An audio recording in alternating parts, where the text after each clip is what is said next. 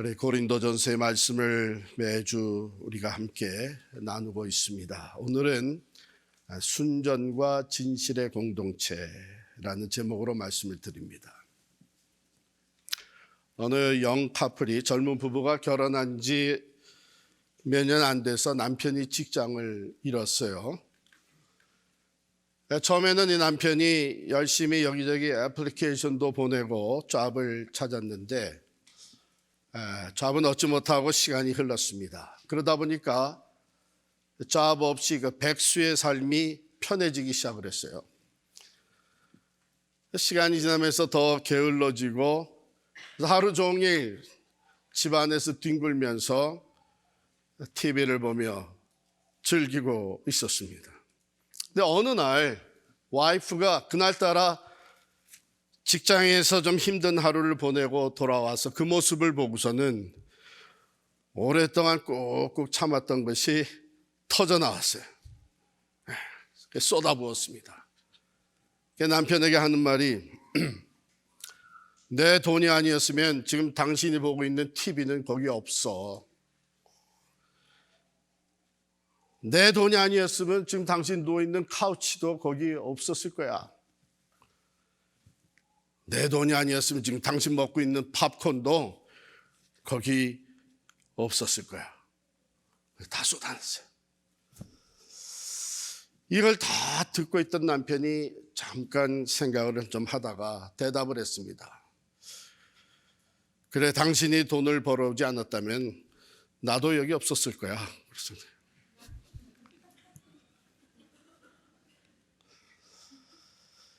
여러분 이런 말을 들어봤습니까?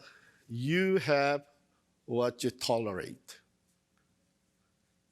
내가 관용으로 받아들인 것이 나에게 그냥 있다는 거예요. You have what you tolerate. 가령 예를 들면 어렸을 때부터 말대꾸하는 자녀, 부모에게 말대꾸하면서 대드는 자녀를 그냥 tolerate 해주면, 관용을 베풀면은 그 문제는 계속 가정에 있게 마련입니다.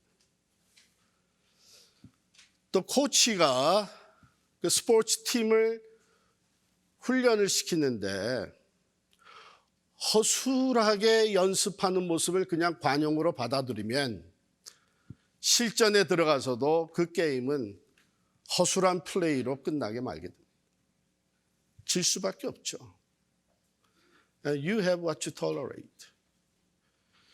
신앙생활, 교회생활도 마찬가지입니다. 그저 대강 하는 것, 그것을 그냥 tolerate하고 받아놓으면 교회는 결국 차갑지도 않고 뜨겁지도 않은 라오디게아 교회같이 되어서 적극적으로 하나님의 사명을 감당할 수가 없습니다. You have what you tolerate. tolerate. 관용이라는 것은 굉장히 좋은 덕으로 인정을 받고 있습니다. 그래서 다른 것을 관용하고 수용한다. 그런데 이게 지나치게 됐어요. 그래서 심지어는 진리를, truth를 against 하면서까지 tolerate 하게 되는 거예요. 오늘날 현대인들이 가장 두려워하는 말, 듣기를 겁내하는 말이 뭐냐 하면 intolerance. 당신은 편협한 사람이다. 이런 소리를 가장 듣기 힘들어해요.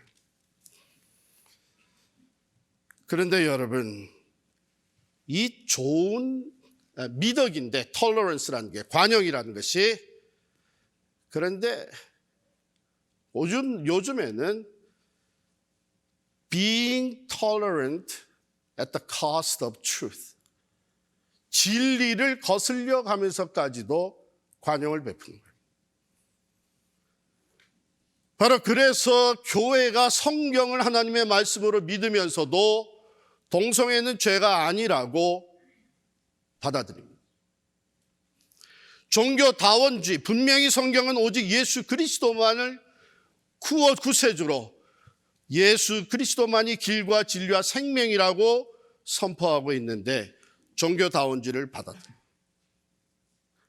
그것을 받아들이지 않는 사람들을, 그것을 받아들이지 않는 교인들을, 교회는 intolerant, 편협하다, 독선적이다, 이런 말을 합니다. 그래서 관용이라는 것이, tolerance라는 것이 아주 좋은 덕목이지만 우리는 한계를 두어야 합니다. 한 사람에 대한 관용이나 또 그 사람의 죄를 그냥 덮어주는 것이 실은 그 인생, 또 다른 사람의 인생, 그가 속한 공동체를 파괴하는 결과를 가져다 주기 때문입니다. 사도 바울은 바로 그 예를 오늘 본문에서 우리에게 들려주고 있습니다. 6절 볼까요? 6절 말씀에 보면 너희가 자랑하는 것이 옳지 아니하도다. 너희가 고린도 교회가 뭘 자랑하고 있었길래 그럽니까? 여기 너희가 한 거 보니까 이것은 이미 교회 안에 들어온 성도들을 얘기한 것이죠. 예수님을 따르는 예수님의 제자들, 성도들. 그 중에 한 사람이 심각한 죄를 범하고 있는데 그 죄에 대해 회개하도록, 그 죄에 대해서 하나님 앞에 회개하고 돌이키도록 하지 않고 그저 사랑으로 받아주고 관용을 베푸는 것, 그런 일이 있었습니다. 1절 보시면 누가 그 아버지의 아내를 취하였다 하는도다. 음행의 죄를 얘기를 하고 있는데 여러분 안대로 여기에 음행이라고 한 헬라 단어는 포르노를 얘기를 합니다. 요즘에 많이 유행하고 있는 것이죠.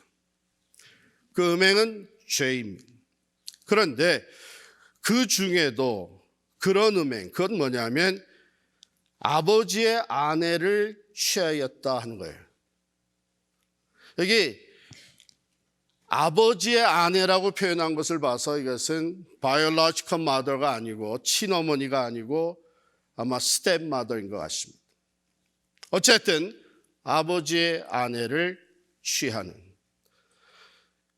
사도 바울이 이 사실을 알고 나서 이것은 믿지 않는 사람들, 이방인들도 하지 않는 짓이다. 그런데 어떻게 성도가 이런 일을 할 수 있느냐? 예수님을 따른다고 하는 그리스도인이 이런 일을 할 수 있느냐? 거기다가 너희가 이런 죄를 범하고 있는 사람을 알면서 오히려 자랑을 한다. 죄를 자랑하는 것이 아니라 뭘 자랑하고 있었냐면요, 우리는 이런 것도 다 덮어줄 수 있는 사람들이다. 자기들이 누구보다도 관용이 크다고 하는 것, 이런 것도 우리는 다 그냥 덮어줄 수 있고 받아줄 수 있는 공동체라고 하는 것을 자랑을 하고 있는 거예요. 사도 바울은 마땅히 이 문제를 놓고 통한이 여기고 애통하고 우리 공동체에 어떻게 이런 일이 생겨났는가 하는 것을 애통하고 그 죄를 신중하게 다루면서 그 사람이 회복될 수 있도록 필요하다면 징계를 했어야 하는데 2절에 보니까 어찌하여 통한이 여기지 아니하고 그 일 행한 자를 너희 중에서 쫓아내지 아니하였느냐. 그러고도 너희가 그것을 그냥 덮어주고 아무렇지도 않은 것처럼 관용을 베푸는 것은 너희의 교만 때문이다. 누구보다도 사랑이 많고 우리는 배려가 큰 사람들이다. 한마디로 바꿔서 얘기하면 잘못된 사랑을 자랑하고 있는 거예요. 잘못된 사랑. 마땅한 공동체의 반응은 자랑이 아니라 애통하는 것이 되어야 되는 것이죠. 여기서 우리는 두 가지를 짚고 넘어가야 됩니다. 첫 번째는 하나님의 은혜예요. 하나님의 은혜. 하나님의 은혜는 한이 없습니다.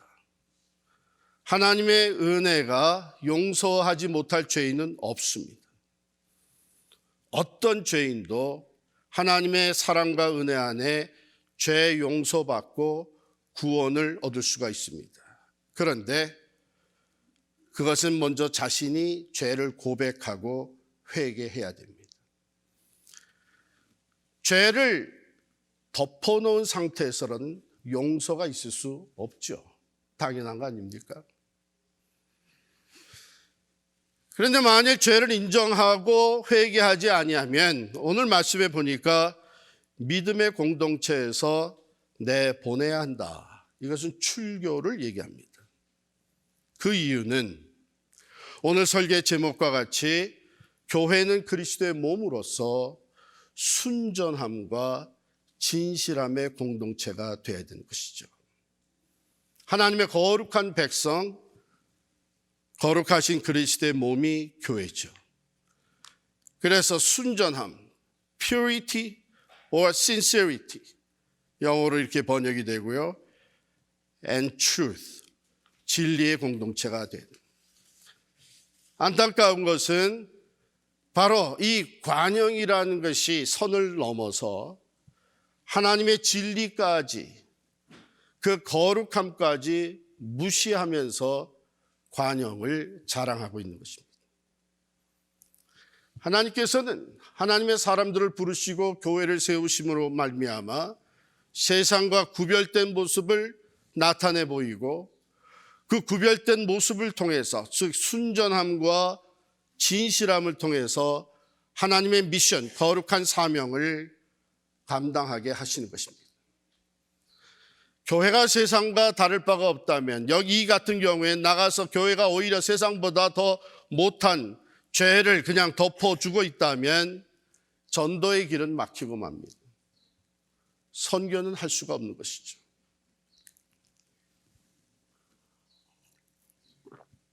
두 번째 우리가 짚고 넘어가야 되는 것은 참 사랑은 구원에 이르게 합니다.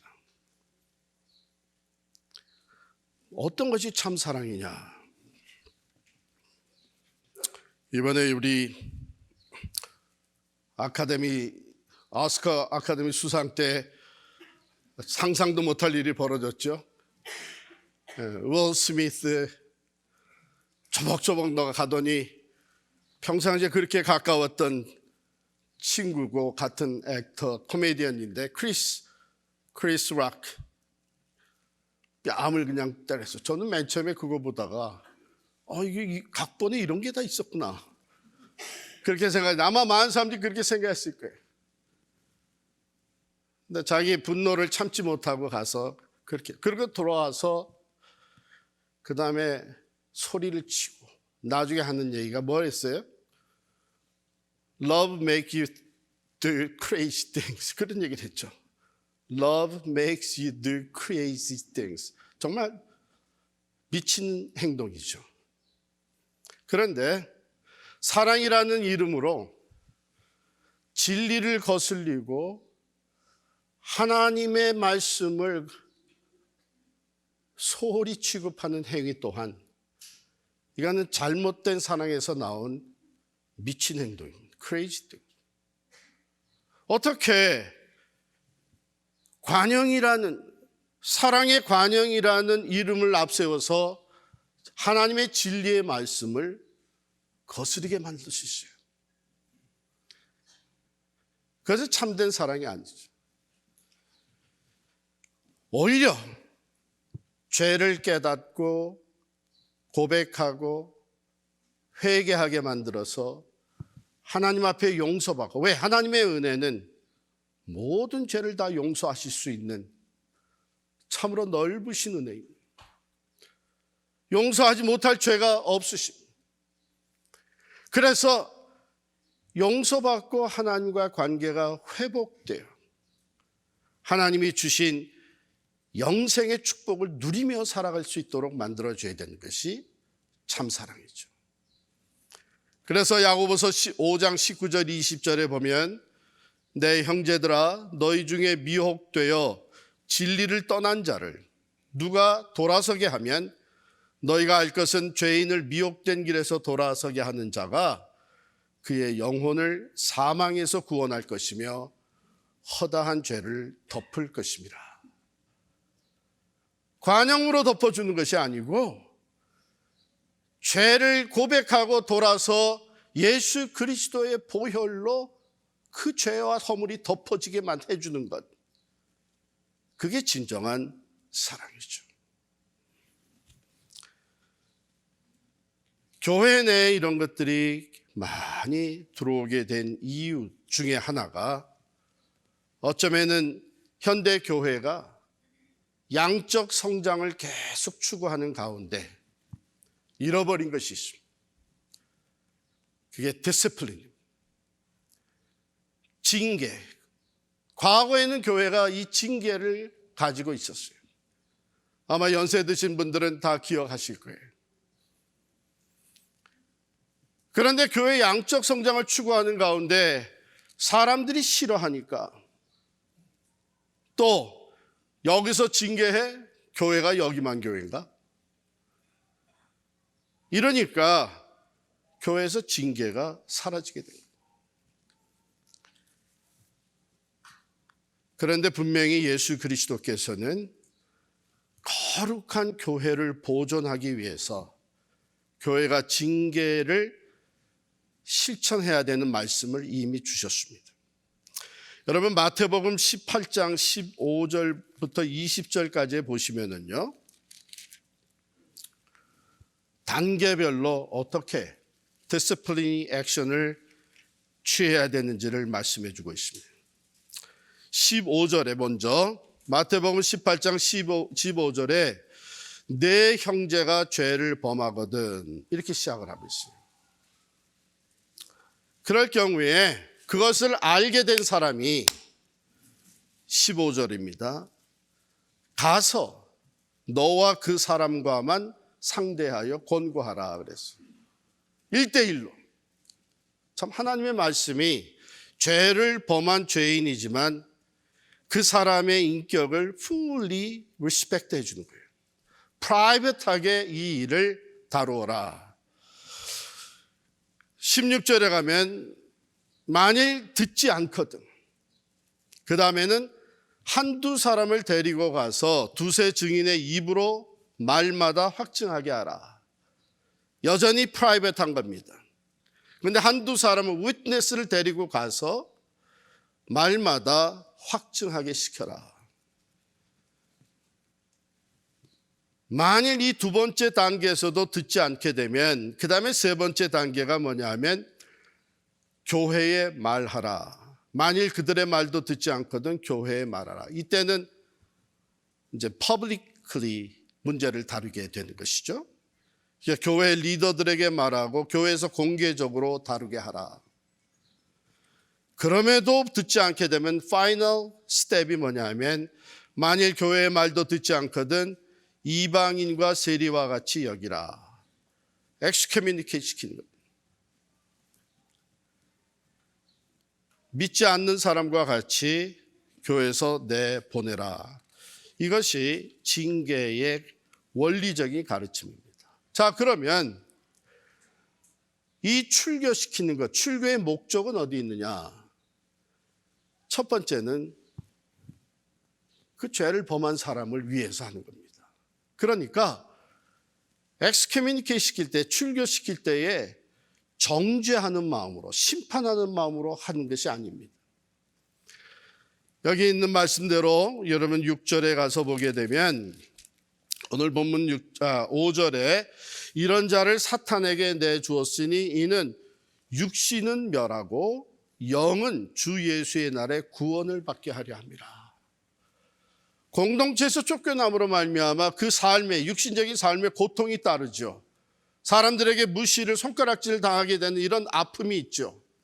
그러나 그것을 통해서 하나님께 진정으로 돌아오고 그러므로 말미암아 그가 육신적으로는 버림을 받은 것 같지만은 영적으로는 구원을 받게 해주네. 그래서 이것은 비록 육신적인 고통이 따라, 아픔과 고통이 따르지만 그 사람이 하나님께로 돌아와 구원을 받게 하는 방법 중에 하나입니다. 두 번째는 공동체를 보호하기 위한 것입니다. 6절 말씀에 있는 대로 누룩이 온 덩어리에 퍼지는 것을 알지 못하느냐. 적은 누룩이 아주 보잘것없이 들어온 적은 누룩. 여기는 누룩을 죄를 누룩에다가 비유한 것이죠. 그것이 들어와서는 가만히 있습니까? 누룩이 퍼져나가죠. 그와 마찬가지로 죄가 그냥 핸들되지 아니하고 그 죄 문제가 해결되지 아니하고 그냥 덮어두게 되면 그것이 그 한 죄로 끝나는 것이 아니라 퍼져나간다는 것입니다. 이것이 퍼져나가기 시작하면 한 사람에게 이 관용을 베풀었다고 하는 것이 그 다음 사람 이러면서 결국은 온 공동체에 퍼져서 모든 성경적 가치와 기준은 무너지고 마는 거예요. 그래서 여러분 누룩이 빵 전체에 퍼지게 되면 그 다음엔 빵과 누룩을 세퍼레이트 시킬 수가 없습니다. 그러므로 공동체를 보호하기 위해서 공동체는 성경적인 기준을 가지고 하나님의 말씀에 따라 순전함과 또 이 진실함을 유지할 책임이 있는 거예요. 그래서 우리는 누구나 죄를 짓습니다. 그래서 우리 주일 예배에 오게 되면 예배 순서에 참회 기도가 들어가 있어요. 이것은 우리가 여전히 죄인일 수밖에 없다는 것을 고백하며 하나님 앞에 기도하고 또 사죄함을 받는, 죄 용서를 받는 순서입니다. 그런데 그 죄가 다 죄를 지을 수 있는데 그 죄가 그냥 덮어져 버린다는 것, 죄로 여기지 아니하고 그것이 관용으로서 받아들여진다고 하는 것은 관용이 일반적으로 좋은 덕목이지만 진리에서 벗어난 관용은 죄가 된다. 그것은 공동체가 그 사람뿐만이 아니라 공동체가 더불어서 함께 짓는 죄가 되는 것입니다. 그러므로 그리스도의 몸된 교회는 우리 성도들이 모여서 생활하는 이 믿음의 공동체 안에는 godly intolerance가 있어야 됩니다.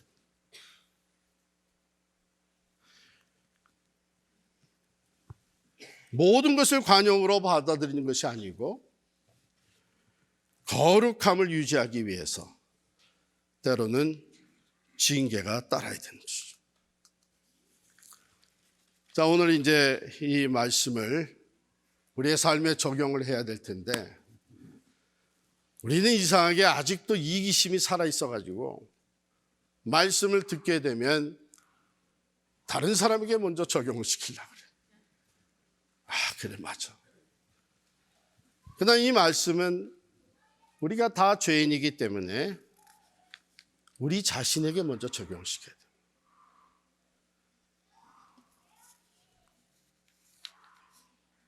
다른 사람과 내가 다른 이유는 이런 거 들어보셨죠?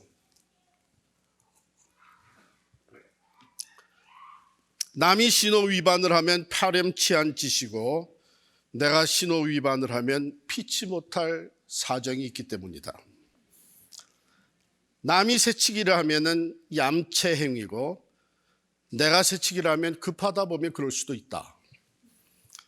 남이 공공장소에서 큰 소리로 말하면 그건 소음이고 내가 큰 소리로 말하면 그건 유쾌한 대화다. 남이 학교를 자주 찾아가면 치맛바람이고 내가 학교를 자주 찾으면 높은 교육열 때문이다. 며느리가 친정 부모에게 용돈 드리는 것은 남편 몰래 돈 빼돌리는 것이고 딸이 친정 부모에게 용돈을 드리는 것은 효도하는 일이다. 며느리가 부부싸움을 하면 여자가 참아야 된다 하는 것이고 딸이 부부싸움을 하면 아무리 남편이라도 따질 것은 따져야지. 남이 자기 의견만을 주장하면 그건 고집불통이고 내가 의견을 주장하면 뚜렷한 신념이 있기 때문이다. 우리가 잘 아는 대로 남이 하면 불륜이고 내가 하면 로맨스예요.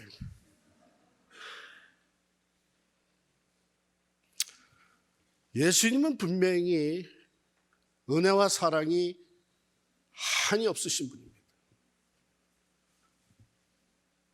관용을 베푸시기를 기뻐하십니다. 또 베푸시는 그 관용은 한이 없습니다. 그런데 왜 목사님 그런 얘기를 합니까? 예수님이 하신 걸 우리가 잘 알아야 돼요. 한 번은 간음하다가 잡혀온 여인이 있습니다. 현장에서 잡혔어요. 사람들이 둘러싸고 돌을 들어서 쳐 죽이려고 하면서 그때 법이 그랬거든요. 예수님께 늘 자비와 사랑 말씀하시는 예수님께 이 여인이 현장에서 잡혔기 때문에 돌에 맞아 죽어야 마땅한데 당신은 뭐라고 우리에게 말하겠습니까? 예수님께서 아무 말도 안 하고 땅에 글을 쓰시기 시작을 했습니다. 많은 성경학자들은 아마 인간들이 지을 수 있는 죄목을 다 썼을 것이다. 그것을 보고 있던 사람들이 가슴에 찔림이 오기 시작을 했겠죠. 다 쓰기를 마치신 예수님이 너희 중에 죄 없는 자가 먼저 돌로 쳐라. 아무도 치지 못하고 돌을 놓고 다 물러갔습니다. 예수님께서 그 여인에게 얘기했습니다. 너를 정죄하던 자들이 어디 있느냐? 하나도 없습니다. 그때 예수님이 뭐라 그랬냐면 나도 너를 정죄하지 아니하노니 가서 다시는 죄를 짓지 마라. 무슨 말씀이에요? 죄인은 받아주십니다.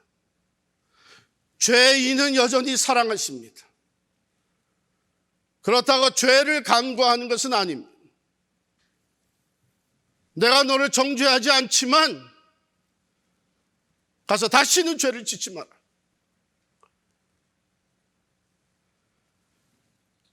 하나님은요, 분명하게 죄의 문제를 다뤄오십니다. 이사야 1장 16절에 보면 너희는 스스로 씻으며 스스로 깨끗하게 하여 내 목전에서 너희 악한 행실을 버리며 행악을 그치고 라고 말씀하십니다. 고린도전서 15장 34절에도 깨어 의를 행하고 죄를 짓지 말라 말씀하십니다.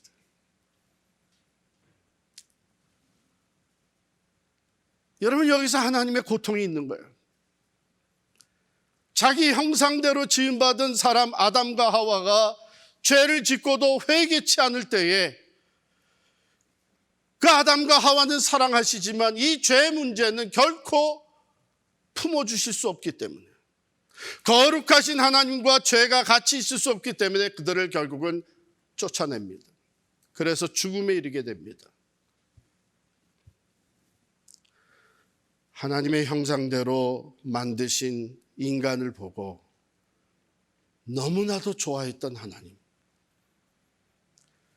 그러나 이 죄 문제가 대두되었을 때는 영원히 이들을 품고 싶지만 그 죄로 말미암아 결국은 쫓아내고 죽음에 이르게 할 수밖에 없게 하셨습니다.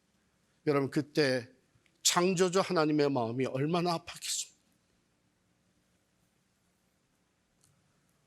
온 인류가 죄 가운데서 영원한 멸망에 처해 있을 때에 하나님은 그 고통을 이기지 못하시고 결국은 독생자를 내어주십니다.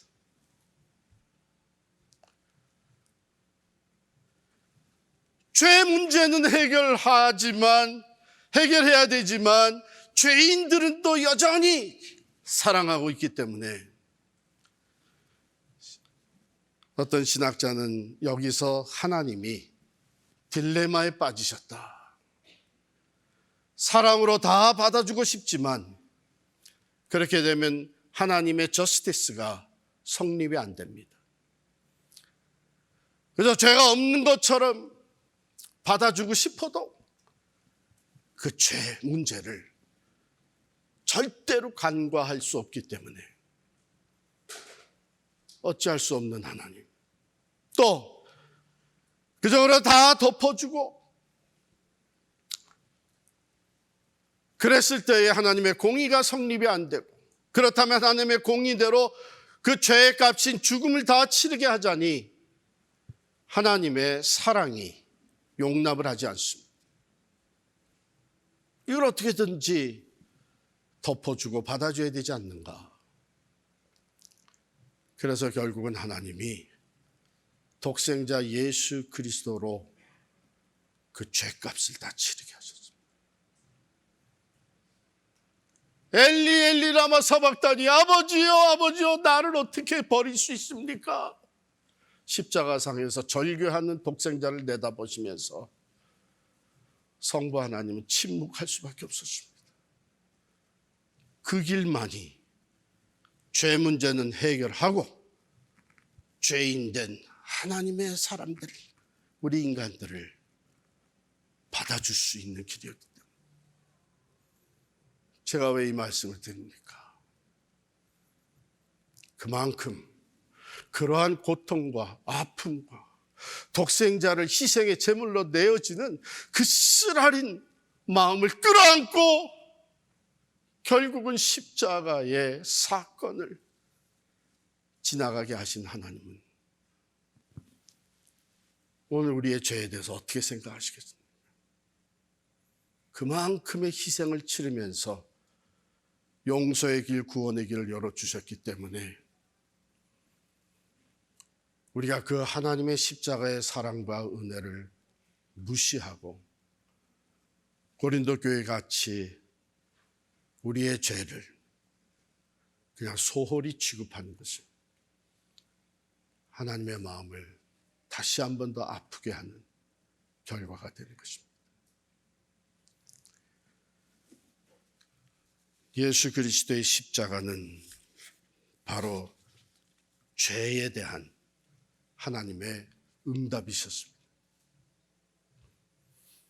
하나님의 거룩하신 백성, 그리스도의 몸된 교회가 순전함과 진실함으로 세워져 가는 것을 하나님은 오늘도 원하고 계십니다. 순전함, purity and sincerity, 불순물이 섞이지 않는 것, 진실함, 하나님의 진리를 따라 사는 것, 이것이 교회고 성도들의 삶입니다.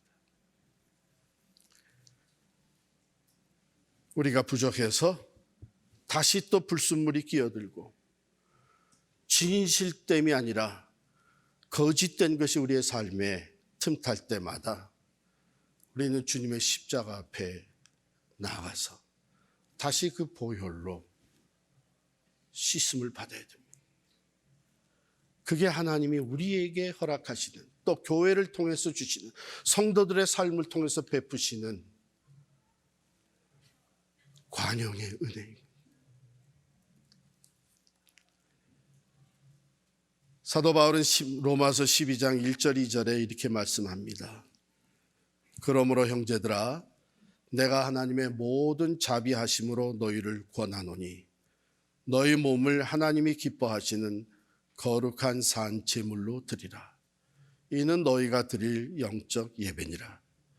너희는 이 세대를 본받지 말고 오직 마음을 새롭게 함으로 변화를 받아 하나님의 선하시고 기뻐하시고 온전하신 뜻이 무엇인지 분별하도록 하라. 사랑의 관용, 듣기 좋은 세상 사람들의 단어를 가지고 우리가 거룩하신 하나님의 뜻을 거슬려서는 안 되겠습니다.